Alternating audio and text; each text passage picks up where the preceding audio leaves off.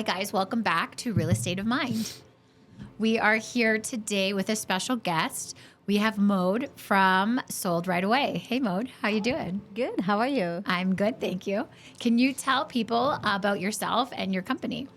Yes. So I'm Maude, and I own Sold Right Away. We do real estate marketing. So we help realtors grow their business, win more listings, and close more deals. And you've been in this industry for quite a while. Yes. So can you shed some light on some changes that you've seen within the real estate industry?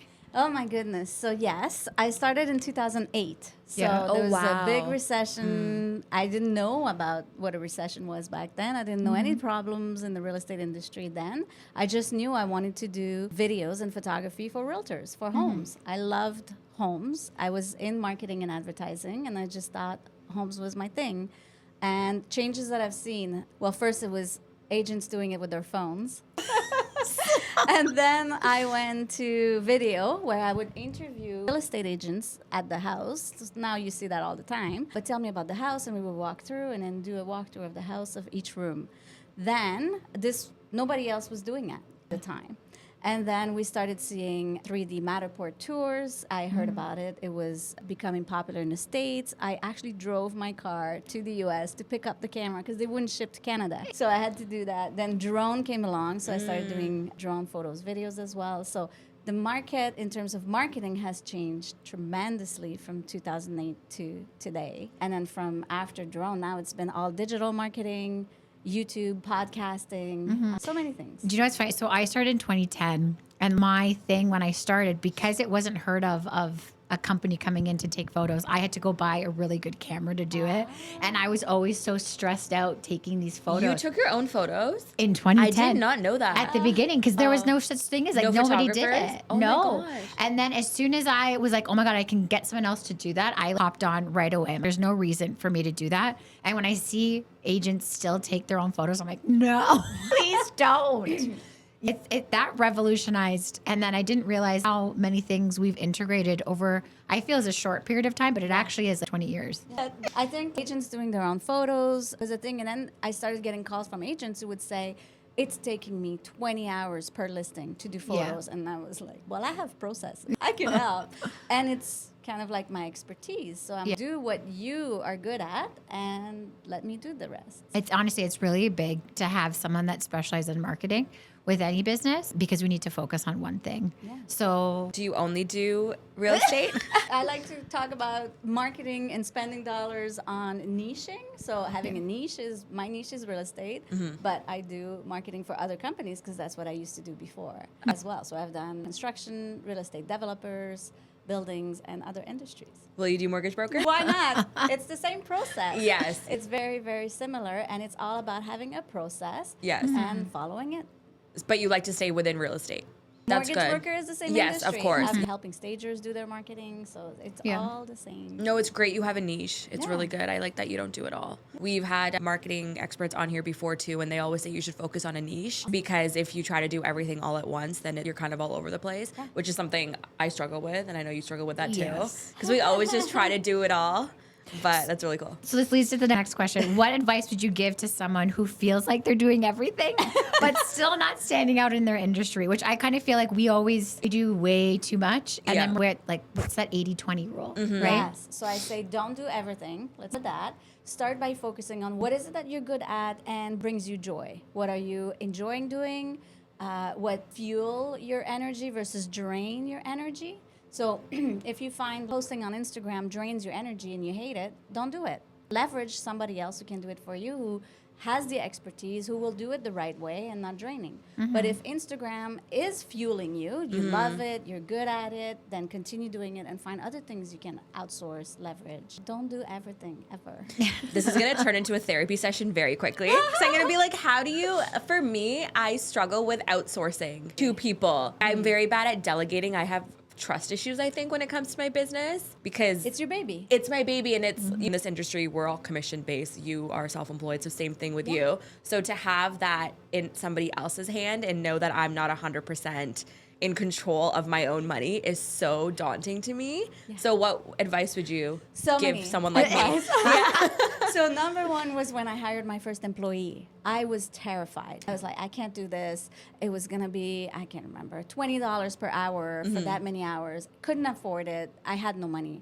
And then it was my business coach at the time who said, you can't afford it because you cannot afford to continue doing everything. So start leveraging what you can outsource from the things you hate doing, basically. And from a business perspective, in terms of money, is take that time and allocate it as a time block.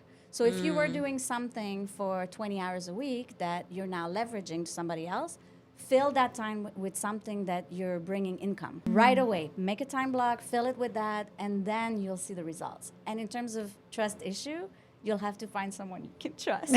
So true. And then in terms of that, I had the same. I was like really loving what I do, thinking nobody else could do it my way. So I learned throughout the years. Somebody told me once, when you delegate, 20% of the quality will go down. And I was like, I can't do 20% of the quality. It's a lot. So then I started thinking, what can I do to reduce that 20%? Because there's always going to be less. It's never going to be as good. You care about your baby. You do it your way. You have expertise. You're seeing the big picture, right? When you outsource, the person will only do one thing, not necessarily see all the pieces of the puzzle. Yeah. So you still have to be managing that. Another thing too is don't abdicate. Don't just say, all right, now you do posting from now on and walk away. You kind of have to train them. What is it that's important to you? Have this discussion. What on messaging you want. Messaging, branding, colors, fonts. Everything has to be clear so that you feel confident. And then check in once in a while. How they're doing. The training part is key because Yes. a lot of the time we are hoping that they just get it and they can take it and run. But no, you do have to handheld them until you see them that they're okay to go further. For me, I think the problem is instant gratification. To me, I think if I'm paying somebody money to do something for me, I want results immediately. Yes. Or else I could just save that money and do it myself. But obviously, that's not how it works. And I think that's the biggest thing I need to learn in order to expand my business. But it's such a roadblock for me. I get it. Because you want right away results and then you Yes. want to see it. Yeah. Now you start thinking, I just spent $800 and I've seen nothing. But for me, what I say to my clients is trust the process. Yes. We'll do And an it's cumulative. onboarding. Obviously, if you outsource to sometimes someone who's not that great, you're not going to get the results or it will take longer. When I sit with someone, I say, we have an onboarding process. We're going to review what is the messaging, what is the branding. I'll do an audit. What's not working? Where did you get results? And then we can build a strategy behind it. So that's why, too, with my team, I have someone who does the thinking, someone who does the design, somebody who will do the audit. So we have multiple different expertise. Not one person can do it all and Yeah. be good at all of it. So true. So In today's era, why is personal branding super important because I talk a lot about the noise out there. You go online, there's so much noise. What is it that you recognize is brand, is someone. Is it their logo, their color, their fonts, their face? What is it that tracks you to watching more from that person? So the branding is important for recognition, obviously, but also for not competing against yourself. So I say that a lot. If you post stuff that's always different, or if your social media, your website, your for sale sign are different branding, you've just competed against yourself. Your audience sees 3 different agents, even though it's you. If you have different brand photos, different style, different messaging, You have to be you're losing. consistent. You're wasting Yeah. money, time, and effort for sure. So what do you think what's the number one thing most professionals are overlooking when attracting new business? Ooh, my goodness, consistency. Number one That's is me, yeah. consistency. They'll go and they'll be like, I'm gonna do posting. They do a bunch of posting and then nothing. And I've been guilty of that myself. I would do podcast every week and then, well, let's do podcast every month and then every 2 weeks. So you have to find what's working for you, what can you commit to, and then be consistent. So number one, consistency in your posting, in your marketing, in your efforts, your ads, your videos, all of it, but also in your branding. Consistency in color, in messaging, style, feeling. What is the vibe that people get when they watch your stuff or when they go on your website or your profile? Very good. Consistency, I think you're so right because I think you hit the nail on the head when you said you start off and you're gung-ho and you're like, I'm going to do this every single day. But then I think people don't make a plan that's actually sustainable. It's the same with like working out or Exactly. eating Totally. clean. People are like, I'm gonna do this, and then a couple weeks down the road, they're like, well, this isn't sustainable, and I'm tired and I'm busy, so The I'm. main thing is you get Yeah. busy Yeah. and then everything else falls to the wayside because you're just going after what's making you income. Exactly. And I'm really focusing on that is sometimes you get the shiny things that are pretty and then you go after them and you forget that what is actually making you income. Focusing on income generating activities, super important for anyone in business. Anyone. That's so true. No, that's really true. What does a strong discovery call or consultation sound like to you? Ooh, from an agent to a client perspective or from me speaking with a realtor? Let's do an agent or a business owner to their To potential their client. potential client, it would be preparation. Prepare yourself. Learn about the person that's booking the discovery call with you. Ask tons of questions. Try to gather as much information as possible, but also is the follow up. Once you follow up with that call, have a plan, have a strategy. And one of the things is people are sometimes afraid to give it all. And I'm the opposite. So if somebody comes to me, I'll give it all, give all my strategy and Wow, give all the really? to-dos, and I have zero problem doing it. Or doing an audit, I'll look at branding and I'll say, this is this. And because if you love what I'm saying, you're gonna trust me and hire me. But Yeah. same as a realtor. So if you think about sometimes they're holding back, they're like, I don't want to give my listing presentation or I don't want to give too much of my strategy just in case. No, just give it all and they're gonna hire you if they trust you, love you, and understand what you're gonna do for them, or they don't. But if you just hold back, you might be holding back on a potential client. But aren't you worried that they might take your entire strategy and go elsewhere and just use Sure. it elsewhere? I'm Yeah. sure that happens, but at that point, there's still so much more. If I give somebody a strategy or an audit, they still have to get it done. The execution is everything. A lot True, of people yeah. will have ideas, will think about something, but never really execute it. So I think one of the strength of what I love to talk about is executing things, not just coming up with the ideas, but getting it done consistently and getting it done properly. That's a good mindset. But you would say on a discovery call, you should lay out everything on the table. And not necessarily on the call because that could take 2 hours, Right. but Yeah. maybe even after as you're following up. Right. So I don't hold back. I'll just No, it's give it very all. good. That's good information. Because I find with our industry, if we know that someone is interviewing a couple of different listing agents, they may not provide them everything, but I'm the same as you. I literally Give all. our stuff is digital, so I hand it over to them before we even meet, and then we discuss it when we meet. So like know everything to expect, and then they can have questions and follow up. I'm assuming your conversion rate is much higher. I as would you're think doing so. That versus holding back, or I won't leave the brochure behind after a call Yes, because yeah. I don't want them to know or show it to another agent. Do you know how when we were starting, tons of people that would train us would say, "Don't leave your listing presentation," and I was the opposite. Everyone is roughly offering similar things, so sit and compare. That's And fine. I always think, who cares if somebody really take your listing presentation that you feel is amazing and copies it?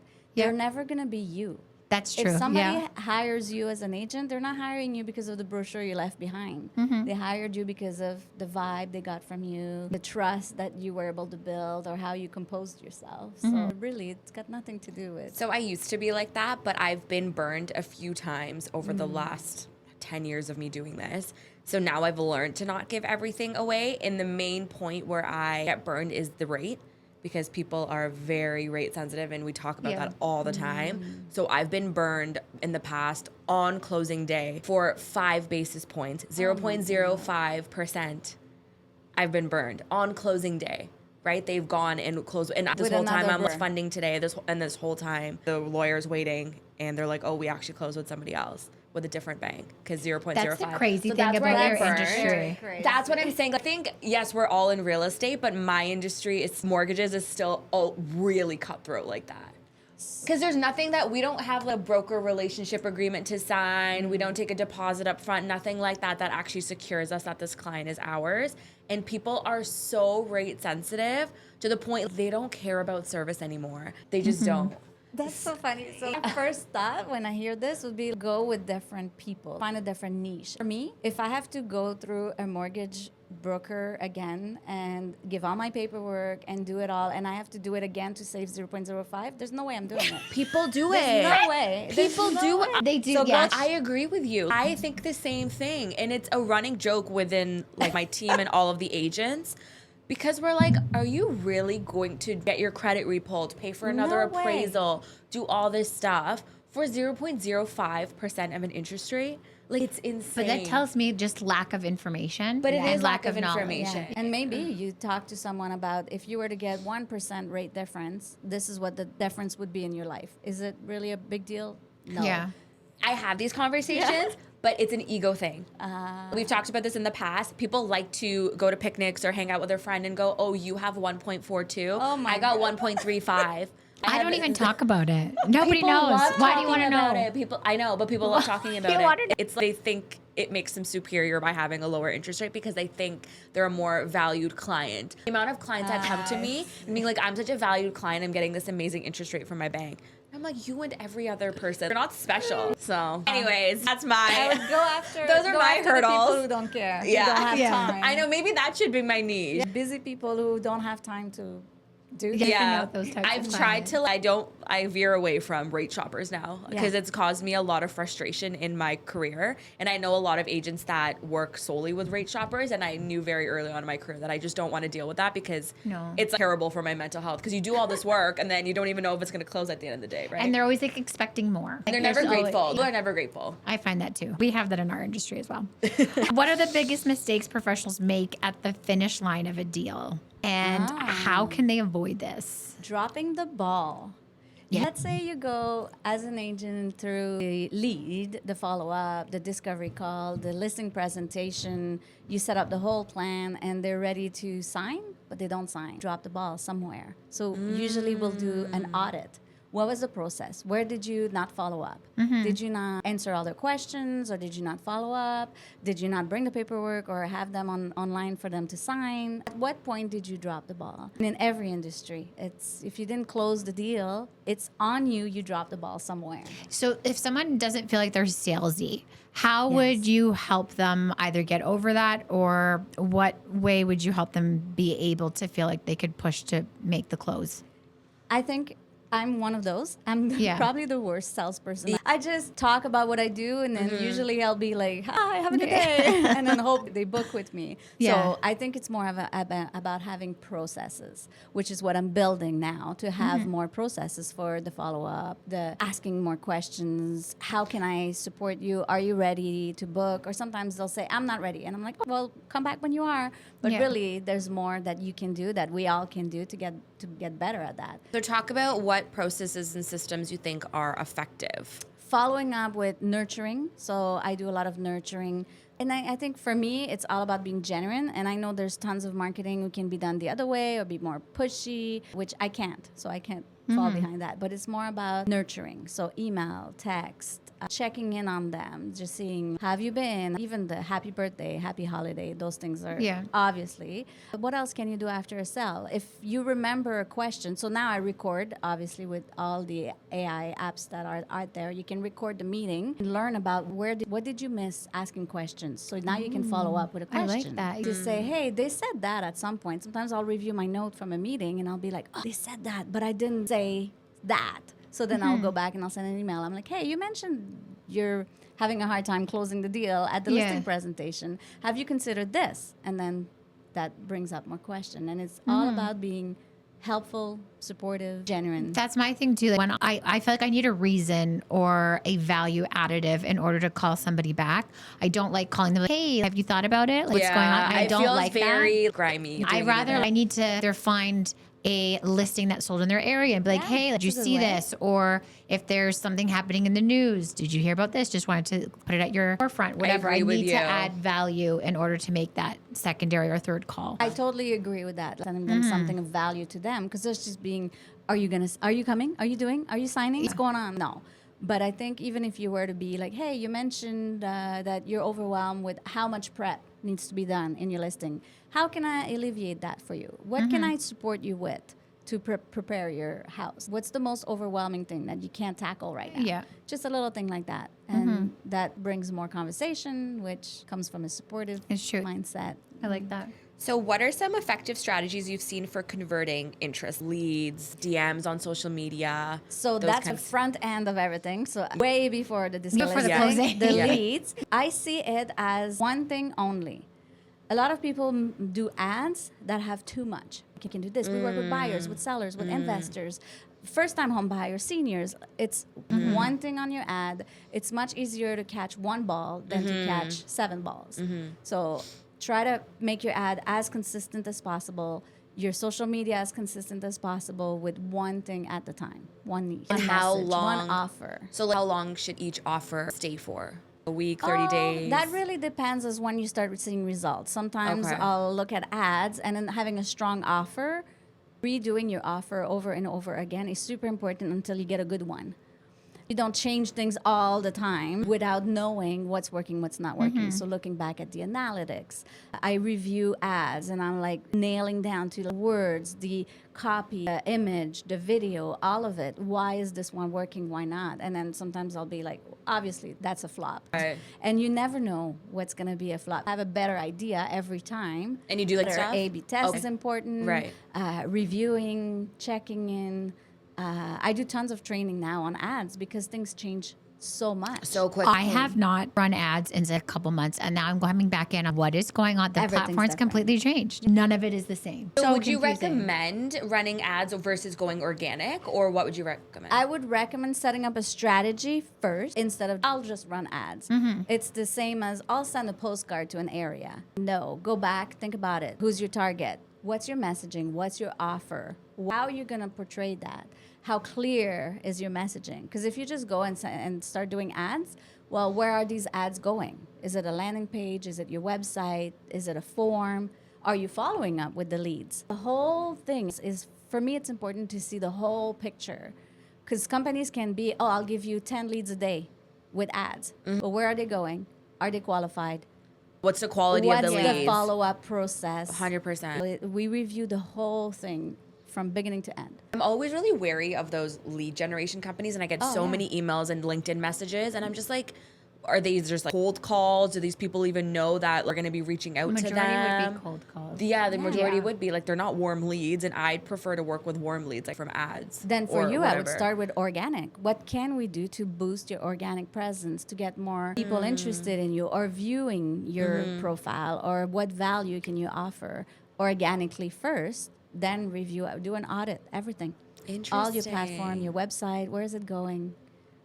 I just feel like relief listening to her. I'm like, oh my God, this makes so much sense. It's honestly a weight off my shoulder. I know in my head that working with somebody like you would be such a weight lifted off my shoulders, but it's still such a roadblock for scary, me. yes. Maybe we need to have like actual in-depth conversation can like, help me through it. But it is scary. I'm the one who wouldn't do it before. Back in the days, I couldn't hire people. I couldn't trust anyone. But now that you've done it, you can yes, speak for I how can. amazing it is. Absolutely, And now you have a whole absolutely. team.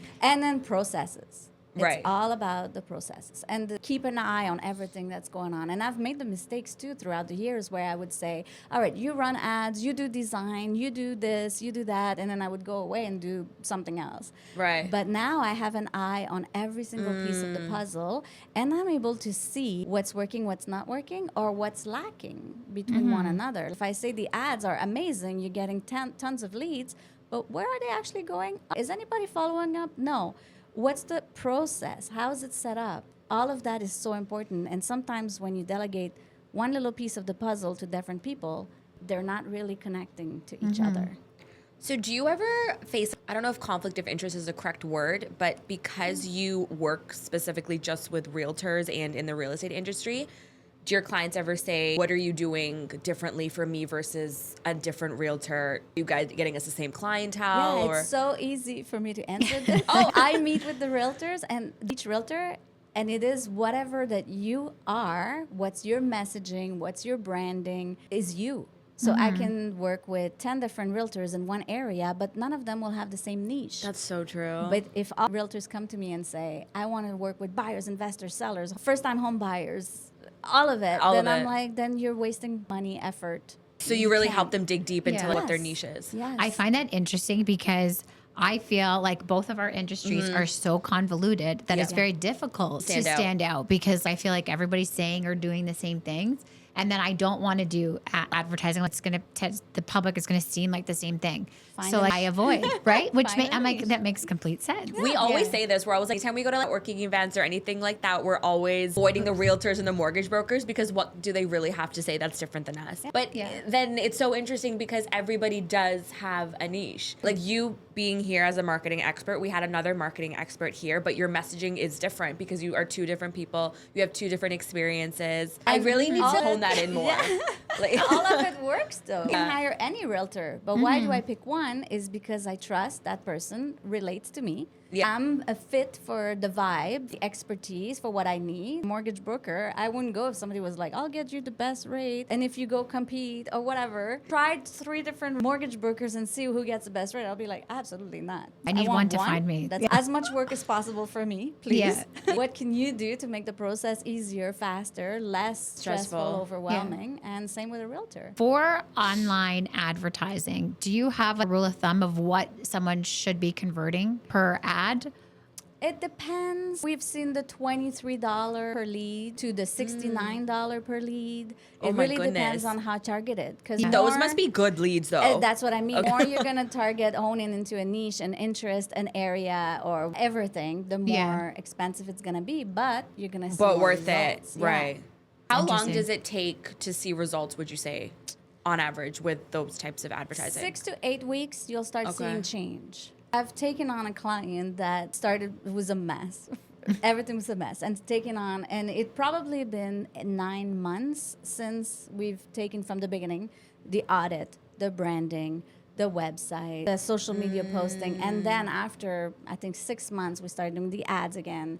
Because at first I said, cancel the ads. This is a waste of money. And then after 6 months, we started. And then from 6 to 9, so 3 months, we saw huge results. They're seeing leads. They're happy. The leads are converting. All That's of that huge. because of the whole back end of the work. But it's my proud project. That's a but- huge thing to see the progress happen. Yeah. That's amazing. And it probably feels so accomplishing to you, knowing that Yes. you're making such a big Yeah. difference. Yeah, It's- 'cause you're actually doing something positive. I personally feel like if I don't get results, I'm ashamed of what I'm doing. Like, of even talking. well, that's with anybody. I feel like any entrepreneur, like Yeah. you want to see the results because you're investing so much get- into it, and you want that client at the end of the day to be so happy and thankful that you've relieved some sort of stress off of them. Yeah, I get excited. I'll see the leads popping in the email, and I'll be like, "This is good." So can you take us a little bit back and tell us a little bit more about yourself, how you started off in this industry, how you Yeah. got into... The long story.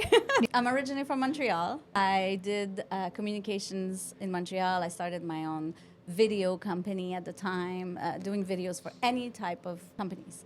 I got a work offer. I worked on movie sets and TV shows as well. Wow. And then doing basic work, but I didn't speak English. So when I got a work offer to move to Ontario, I said, well, I'm going to move because I'm going to learn English. And how old Wow. were you when this happened? Oh my goodness, 2008?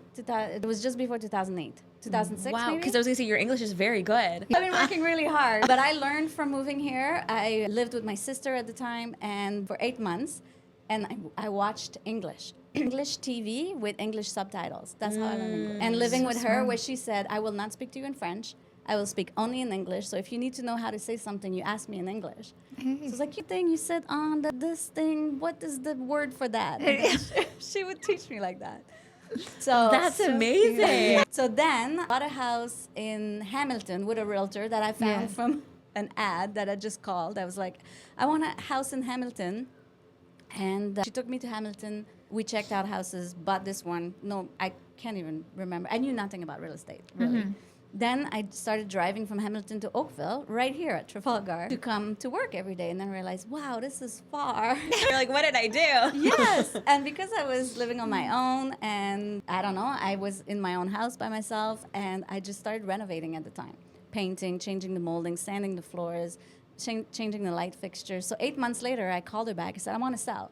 She's like, well, that's not how life works. You can't just live in a house for 8 months and sell. I was like, no, Yeah. I want to sell. That's what I Yeah. want. So she put my house on the market, and I said, I'll do the photos. She said, no, I'll do them with my phone. I was like, oh, no, we've been staging all day. Yeah. It's been a long day. I'll do the photos. So I did the photos. She said, I love the photos. I was like, wow, I'm not a real estate photographer, but I do photos for living and Yeah. videos, so I'll do that. So as I was working in Oakville with my job that I had got, the work offer for, was supposed to be just for 1 year, I started working with her, doing all her listing photos. And then I started doing the videos because I did the video for my house with her saying, talk to me about the house, sell it to me. That's tell me so what it would cool. be. And so she loved it. So within the next few months, she started seeing more listings, more business. So she started telling agents at her office, I doubled Wow. my business thanks to this girl. So other agents were like, what do you mean you doubled your business? I need that. So people started hiring me. So I built this business doing marketing for realtors just because I loved it. And then I was like seeing, well, I don't like your sign. Can we design a better sign? that, I don't like your website. Can I make a website for you? And I started doing all these Wow. services, just helping them. This is what you call an entrepreneur at its truest form. I just want to say a funny story which happened to me this week. So I had this lead come in probably last year, and we've chatted on and off. I knew that we weren't a fit, but he was in my CRM and he was getting, we do a market snapshot. So every month he would get listings that have sold, and he recently listed a house. And then he now is still using my website to get all the information. And he sent me an email saying, oh, email verification wasn't working. So he's all upset. And he sent me a nasty email. And I said, well, I noticed that your house is listed. I said, maybe you should be getting your information from the current realtor that's helping you. Damn. But obviously he doesn't like that guy's stuff. He wants to use my platform. stuff. It was just so funny. I was like, thank you. That's crazy that he didn't use you and he's getting all all from of the you. information on my website, everything for over a year, continuously looking at it, Even and has this. since- Well, I knew when we were chatting, I'm not getting this guy's listing, but yeah, still wants But to see, use. this is probably the thankful. issue. This is the thing. Put everything on the table and they still don't use you. Well, maybe we need a discovery call with that. But Maybe you would have been a nightmare. well, maybe that's from just the original convo and every lead up, in my head, I'm like, this is not a fit. But it was just funny that he's now getting frustrated. Where I'm like, why aren't you using your own realtor's Yeah. information?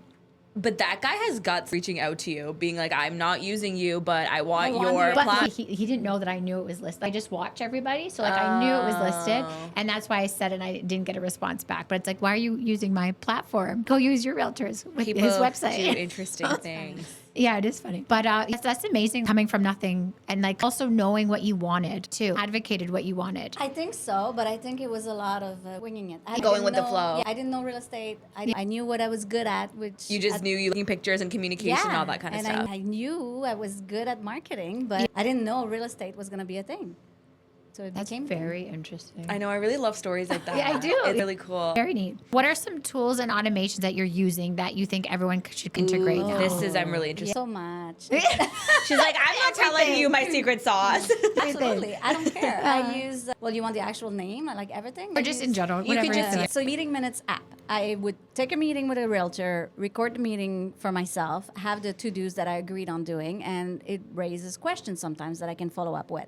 But what I've started doing is sit and record myself, my thoughts about the meeting. How did it go? What didn't go well? What I should be doing next? And it's just a summary instead of typing it. It's just easier.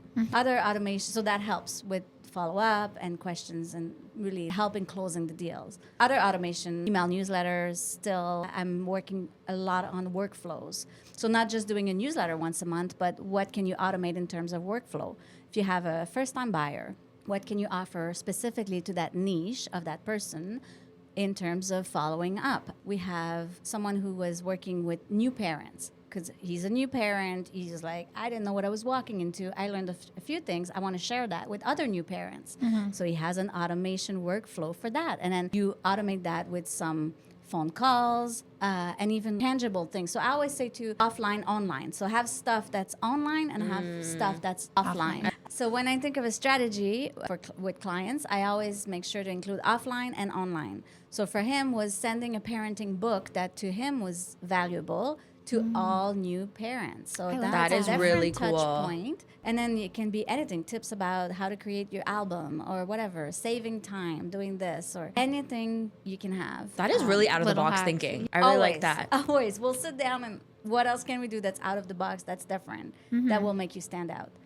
Thinking of AI and new tools that I'm using also, I talked about Riverside in terms of editing video. So editing videos take time. So I use this app that takes a long video and make me short.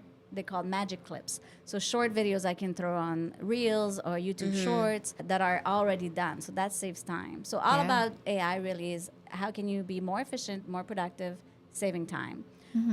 What else? So recording, follow-up, workflows, video, creating design. It's so much. There's so many tools out there. I have the Adobe. You can do drone videos out of a non-drone video from, I don't know, a view of some sort. You can't use it for real estate yet because it wouldn't be real, but you can use it for effect. You can use Firefly for creating new footage that you didn't have access to before.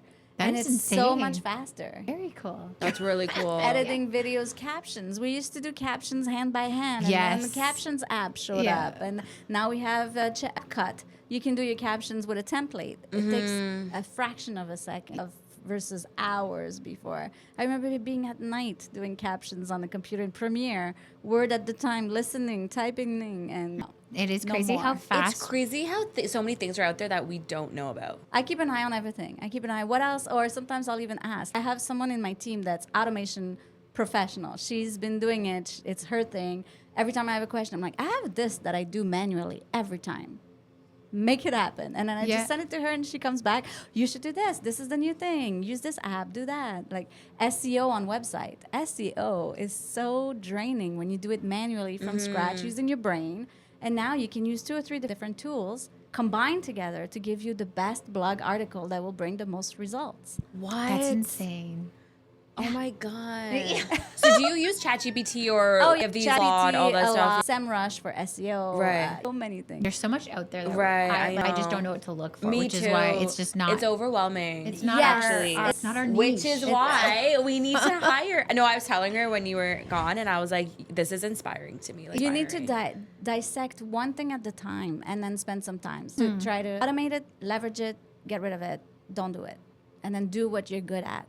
So identify what is it that's your $250 an hour task. I'm gonna write this down today. I'm gonna go home and prioritize this. I feel like anyone that is self-employed, there is burnout that just comes with having to do everything. Yes. And you don't know what to prioritize because everything is priority. So it's like every day you're trying to fit everything in and you're not really excelling at any one thing. Yeah. So you do need to start leveraging and getting help. Yeah. What is the one thing that you can do now that will help you towards your goal? Yeah. And have one goal. What is the one goal and the one thing you need to do to achieve it? And then just work at it for 3 months. Not a year, not 10 years. Usually it's 90 days before you start seeing the results. So it's actually my next question. Nice. What are some daily or weekly routines you recommend for professionals who are juggling a lot but can't afford a team yet? Start with time blocking. I've heard about this so much. From the most successful entrepreneurs I've heard about this. It took me years to get to time blocking, and I would not do it, talk about it, want to do it, not do it. And then I would start blocking time in my calendar to do something. For me, talk about numbers. I'm not a numbers person. So financials was really first thing I started outsourcing. But even if you outsource, you still have to have an eye on it and keep an eye to make sure everything's actually being done properly. So I put a time blocks for financial time block. Every Thursday I would walk in the office, financial time block, trying to pump myself. I would sit there and be like, I don't know. Then I would be like, get a coffee, come back down, look at a cash flow report and be like, lots of numbers, go back. An email popped up. So time blocking is not just blocking the time. It's also putting priorities in that time block. So now if I open up my time block for anything, it says what to do. And then I started using ChatGPT tasks to remind me of not only the time block, because that's just a reminder, but it gives me exactly what to do that week. So I separated looking at the cash flow. Then I put, what am I supposed to look at? What is the minimum or maximum I should have in these columns? And then every week, it gives me a different action to do. And before, I would handwrite those actions ahead. And on the Monday morning, I would sit down and fill in my time blocks with what I should be doing. Now ChatGPT does it for me. I love ChatGPT. It's my best friend. On the topic of ChatGPT, I've recently started. I'm on a strict diet right now because I'm going on vacation in a couple months, so I'm just like trying to. Anyways, instead of using my MyFitnessPal or a different app to manually log in everything I'm eating all day, I literally make my meal, take a picture of it, send it to ChatGPT, somehow it knows exactly the portions, 300 grams of this, 1 tablespoon of this, 1 teaspoon of this. And it's all accurate because I remember what I put in the meal, but it knows it. And it goes, okay, well, this is how many calories this meal is. This is how much you have left for the day. These are your macros, done. It has made my life so easy. I'm trying to get everybody on this. It's insane. It's off topic from what we're talking about, but it's so just powerful. also like knowing how to prompt it for what you want. I wouldn't have thought to ask it questions of how to properly time block myself or whatever it is, where it's like, oh my God, now I can offload that task too. Anything we have to think about, we can just put it Exactly. And then that's part of the automation, right? I ask questions. How can I automate this? I do this every Monday where I fill in my time blocks. How can it be done for me? And I just have to tell it, and then it tells me. So now I have a time block, and I'm surprised. Oh, I have to do this today. And then I just have it. Time blocking. So that's yeah, gonna what be was it? Time blocking, super important. other routines that people can do. Yeah. Goals. Have your goals, your priorities so clear. I talk about it. I made notepads that I'm shipping to agents, books that are important, that just track your goals, track your priorities, and then achieve it, basically. So, and having one goal. People will have 3, 4, 5, 6 goals, and you get overwhelmed. It's too much. just have that One that you thing, want. one goal. How do you achieve it, and what can you do to achieve it? Don't put 17 things. If it's reviewing your website, do that. If it's optimizing your YouTube account, do that. You can optimize a YouTube account for 3 months and still have work to do. So just pick one thing instead of too many. You should always be like a business coach. Seriously. That's so funny. No, you're really good. Thank you. Where do people waste the most time in their business, and how can they fix it? Not knowing what to do, when to do, how to do. That's a big one. Being distracted. The distractions are huge. Noise. It's funny because I easily get distracted. Me too. But Yeah. I like for my husband, I know exactly what he needs to do, and then reverse for me. So it's easier to see in other people than yourself. Much easier to see Yeah. it from. That's what I like. I'll go into someone's marketing, audit it, see it, but then if I look at mine, I'm like, I'd rather do somebody else. It's true. just easier to see Yeah. it from the other side. That's so true. What's something, well, I guess we already touched on this. What's something an entrepreneur or professional can start doing this week to set themselves apart? Well, consistent, have a plan, sit down, and sometimes you go. You see all the shiny objects, you're going at everything, you're looking videos online on how to do things. Just sit down, breathe, and then take one thing. What is it? Is it your online presence? Is it your website, your branding? But how do you pick just one thing? I think that's what would be difficult for me personally. How do I pick something that's the most important to me? so you do an audit. What's not working? So if I say, how's your website? Not great. It was great 5 years ago when I got it made, but now Nice. I've probably outdated. So what's one thing that's great? About my website? About my business? I don't know. Then I've never we thought would- about We it. Yeah. would go to what's working, what's not Yeah. working. So if you say every time I go on a presentation, I have this brochure that people love, then that's the thing that's working. We don't touch that. How's your branding? Is it consistent? I like my branding, You yeah. like your branding? Is Yeah. it consistent? Yes. If I open up your website, your Instagram, Yes, that is the consistent, same. So yes. then we don't touch that. Then what else? Your messaging. Obviously, your audience Yes. would need some digging a little bit. I think what I could work on definitely is a niche. Yes. That's yes. for sure. Something that I want to start doing is a niche. I know your niche. I Identify. don't know if you like it. What's my But niche? it's pre-construction. You do it all the time. So true. You do that all the time. Is it, I don't know, newly who's looking at pre-construction Yeah. and then start niching down. You're so right. I have like 4 closing in August. Just Oh in my August. goodness. That's just in August. That's wow. Okay. Thank you. This was very effective. I love it. How do you recommend handling objections without sounding pushy? It's value, literally, genuine value. I know there's training out there. I can't remember the company, but there's a lot of sales training where it says, take every objection and bounce back with It's a this. positive. So if they true. say Yeah. no, they mean yes in another word. There's so many of those, and I'm just like, no, thank you. If they say that, have a script. I never have a script. I can't memorize. They say, prepare a sales script for your sales meeting. No. It's different with everyone. People will have different ways to different concerns, different questions, and it's just value. My thing with scripts too, it predicts the one response that someone's gonna give, and they never give that response that is like you're prepping for. So it's I can't prep for it. And then you're like, oh, now what do I say? It's very robotic, I think. Some people right? are good at it. Now that I've learned about those sales training, and then when I hear it, I'm like, oh, I know what you're doing. But I'm like, oh, it's pretty smooth actually. I can't. It's very No, I'm smooth, the but it's same. not genuine. No. When you get calls from telemarketers, I'm like, I know you're reading off of a script. or I used to work at the bank for several years. I was a financial advisor, and their thing was making us memorize scripts basically to sell. And they were like, you have to say these 3 things. It's free, it's going to save you time, and it's like effortless or whatever. And they're like, that's what gets this person to say yes to you. What if my concern is something else? Yeah, I don't know. I don't know, like that. And something that I will say that I am good at in my business is relationship management. And I think that love matters that. more to people Yes, than 100%. how you pitch them something, right? 100%. That's really cool.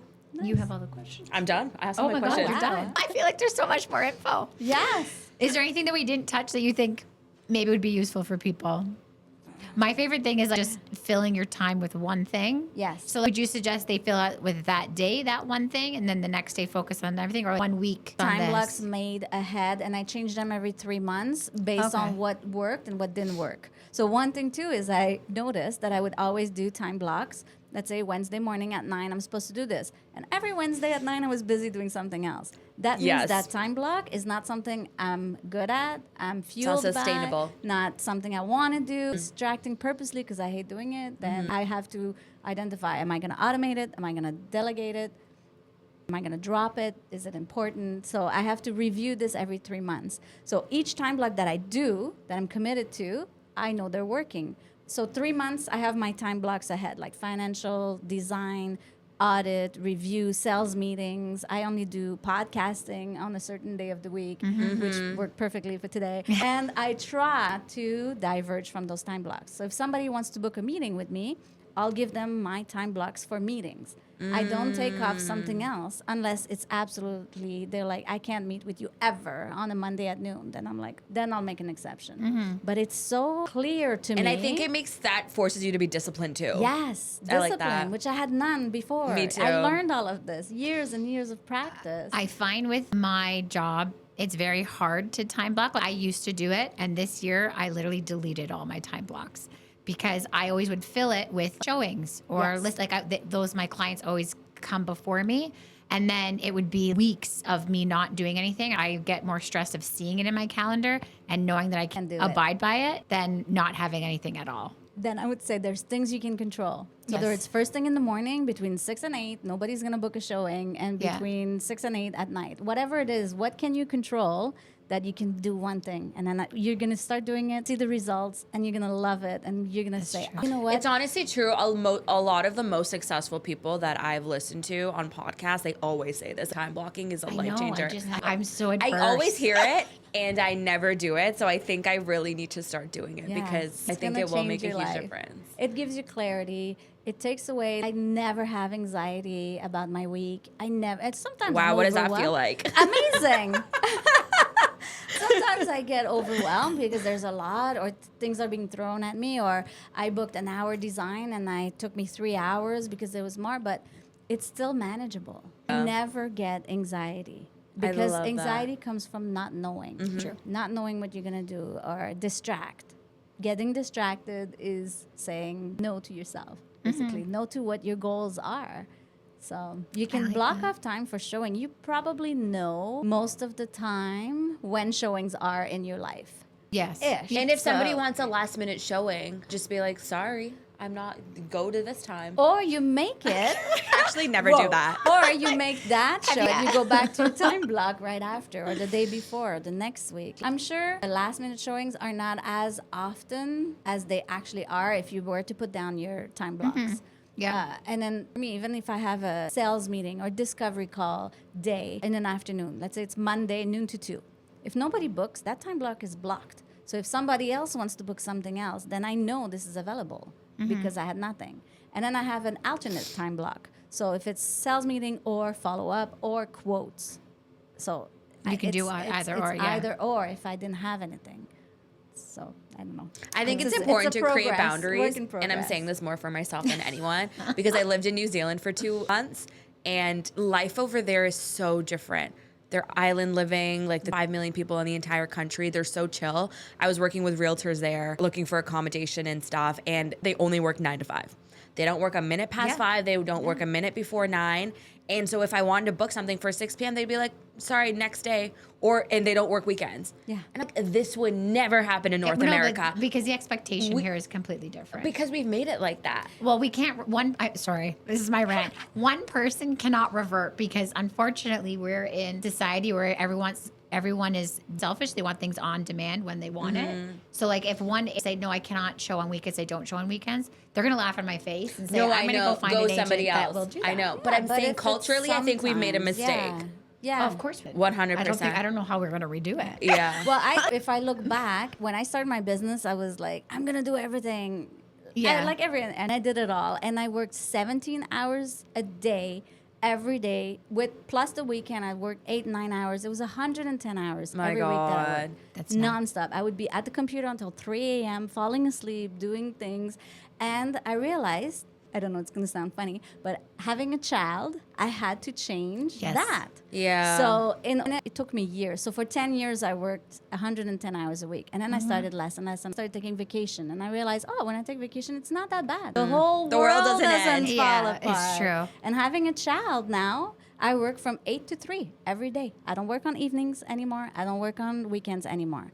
But if something happens, I'll do it. Yeah. But it's not a thing now. It's not part of my life. Honestly, the same thing with me. I was a workaholic before kids, and then it's like I just can't do it anymore. So you're Priorities. naturally change. Yes. Yeah, priorities will change. And before, I wanted to do it all and save all the clients. And if they called me and needed me at 10 p.m. to do a shoot, I would go and do it. Do a dusk shoot at 10 p.m. all summer long. Oh my gosh. And not anymore because I have other priorities. yeah. And So I still work. how do you know if it's time for you to expand your team? Like, how will the entrepreneur know? Audit, review, where are you spending your time? What can you leverage? Don't just by hiring an assistant who will do it all. Like those, what's it called? I did the French training. The lady kept talking about octopus. An octopus employee doesn't exist anymore. So having an employee that can do your social media, your paperwork, your admin work, your showing or putting up a lockbox, an admin assistant who can do it all doesn't exist. Really? You have to pick an admin assistant who will do one thing and then have another person who will do another thing. Like I have a graphic designer who does listings, brochure, and a graphic designer who does branding. I also have a bunch of designers that I outsource to who are specifically good at creating a logo, doing virtual staging, creating a brand kit. Someone who's really proficient in InDesign Illustrator and someone who's really proficient in Canva. You can't have it all now. Nobody is good at everything. So I do octopus. This is my That's thing. interesting. I never Yeah. thought about that. Never hire someone who do a bunch of things that's gonna like. Yeah, because they're gonna fall short on something. It's just another Yes, version You're of gonna you. be disappointed. You're gonna look at the money you're spending, and you're not gonna be happy. It's Okay. so clear to me. I learned all that from experience. I love that. This is Yeah. really valuable information. I used to hire someone and be, this person can photos, videos, design. This is amazing, and then I can outsource the SEO to them, and they can start building a website. No. It doesn't work like that. No. So online versus offline marketing. Yes. What do you think is more prevalent and which do you think works better? A- Love it. No, don't I have an love it. actual I love that. answer. Yeah. It's know what were you. I have agents who are only online, and I have agents who cannot touch Instagram. They're like, I can't. So what can you do? And if you're gonna do a postcard in a farming area, well, let's review it. Let's talk about it. Why?